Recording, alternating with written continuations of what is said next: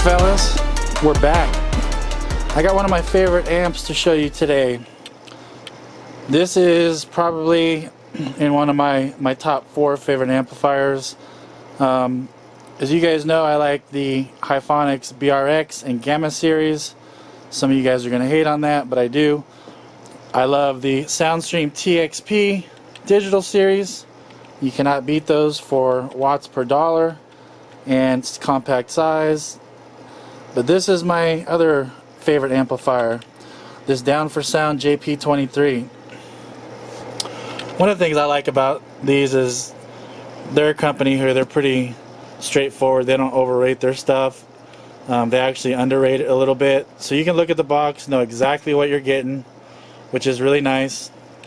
This amplifier, it's really nice. It's like a black satin finish with the engraved down4sound logo on it. So the aluminum's punching through the black anodizing. Same with the JP23 logo. It's a pretty big amplifier. It's narrow and long. Let me grab the tape measure for you. Alright, so it's 18 inches long, but it is a little narrower. So it's only about 7.5 wide, and it is 2 1/4 tall. So it's pretty big for a 2300 watt amp, but hey, you got the room, there's nothing wrong with that. This amp does come with probably the coolest bass knob I've ever seen.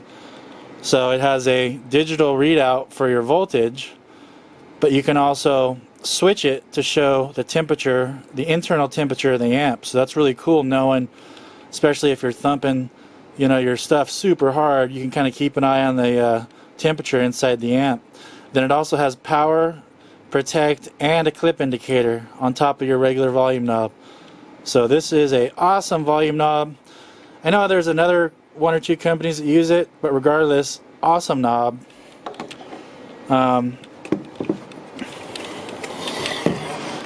So on this end, let's see here. So we got 2 inputs on this: clip, protect, power, LEDs, gain, subsonic, bass boost, and low pass, and then the slave input and output and switch. So we got some vent holes right here on the top and on the bottom.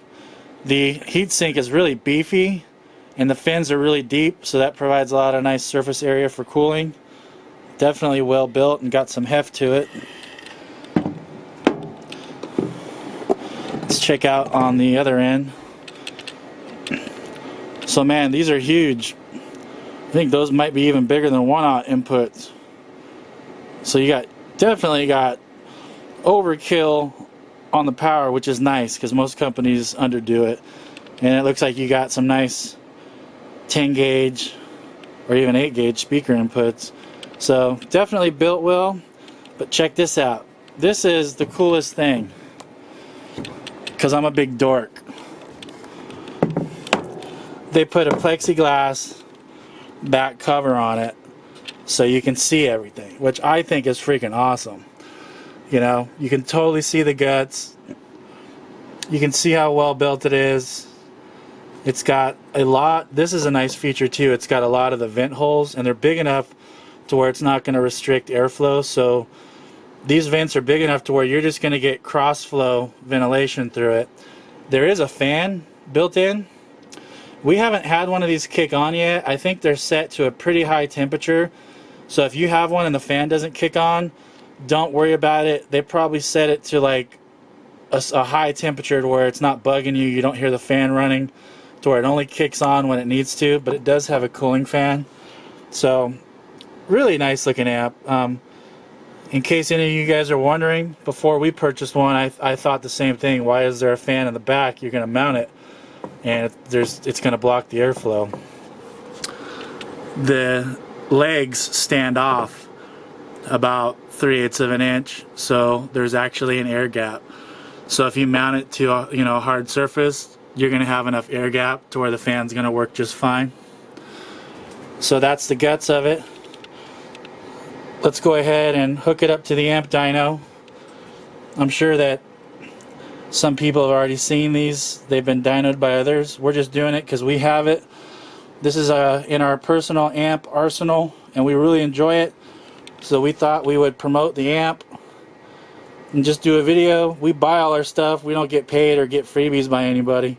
But even though other people have dynoed this, it's such a great amp. And Down4Sound has great customer service and fast shipping, so we figured we would just do another video. Just again to put another amp dyno with these numbers out there for you guys if you're looking at it. Alright, give us a minute, we'll get it hooked up. Alright guys, we're back with the Down4Sound JP23 amplifier, ready to do the 4 ohm test. 40 Hertz uncertified up to clipping.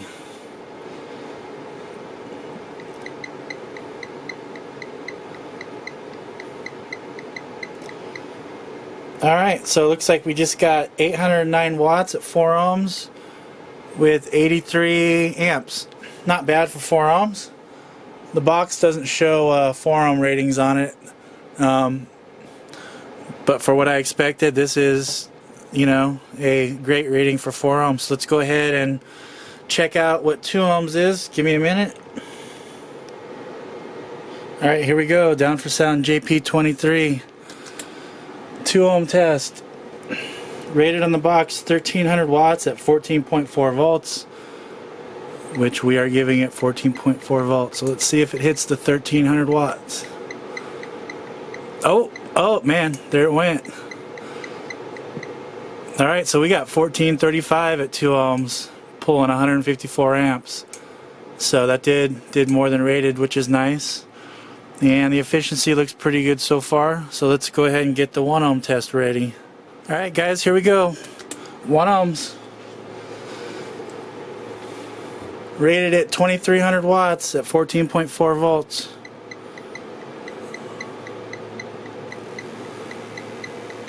Alright, so it definitely went over. Nice. So we got 2552 at 1 ohm with 307 amps. So that's good. So I know other guys did the dyno video on this, but it's a great amp. So I just wanted to do another video to help get it out there. Keep in mind these are uncertified tests. The RMS burst test will do a little more, but we do these because it's a good gauge to compare other amp dynos. Because I noticed the guys doing the efficiency with the amperage, they're taking the uncertified numbers. So this kind of helps kind of create an industry standard if we're all using uncertified efficiency ratings and amp ratings and whatnot. So I may start doing both uncertified and dynamic burst, but uncertified is good because you know that that's the down and dirty, and you also know that with dynamic burst it's going to do, you know, maybe like 10% more, which is usually what I see. So like when we do this dynamic burst, it hits about 2800 watts, right under 3000. So I hope you guys enjoyed the video. Great amplifier for sure if you guys are checking it out. And then one more thing, I just wanted to show you guys